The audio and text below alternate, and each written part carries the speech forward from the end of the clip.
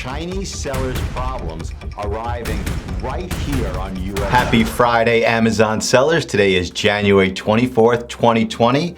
And the last story of today's breaking news, the very last story, is Amazon providing you with a button and what might be a lifeline to get your plans of action approved. Sellers are having trouble selling books, which is kind of ironic. That's how Amazon was first built, by selling books. But new sellers who are jumping on the book bandwagon are having problems getting listing suspensions. Also, if you are selling books, you need to be incredibly careful that you don't sell any counterfeit books, especially textbooks. Cengage, McGraw-Hill, Pearson, the big giant textbook manufacturers have started numerous lawsuits all over the country and sued hundreds of sellers for selling counterfeit books. The problem is the counterfeit books are often of a higher quality than the real ones. Second breaking news story, restricted products. We're seeing a slight uptick in the number of restricted product suspensions.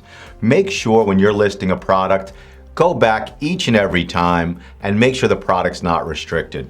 Also, I got a note here from our video editor. I need you to like this video. Hit the like button, the little thumbs up. We want to get more likes on this video than we've ever obtained before. Third breaking news story, trademark and patent accusations. Now, what's going on is that sellers who are using compatible with, which is totally fine, it does not violate anybody's intellectual property rights, but you're getting the complaints from big companies, Apple, Samsung, LG. So just be aware of it. If you're using the words compatible with, you may run into problems with some really significant brands and you just need to do the evaluation. Is it worth the fight? Fourth breaking news story, brand protection services that we offer to private label sellers.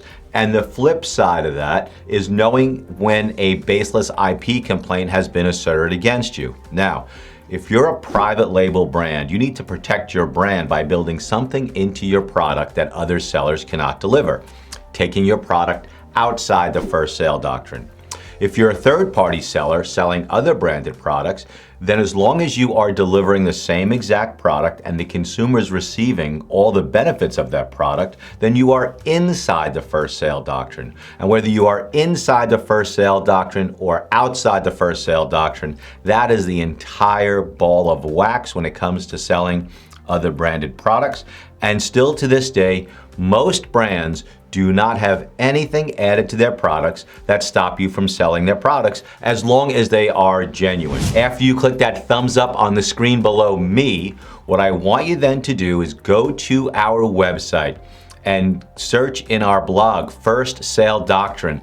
Dozens of videos where you can learn how to either make sure your products are inside the first sale doctrine if they're other brands, or get them outside the first sale doctrine if you are a private label seller. Amazon has a button on some of your dashboards where you can hit the button and request that one of Amazon's team members call you. Not all sellers are seeing this, but a certain number are. And if you have this, you can hit that button.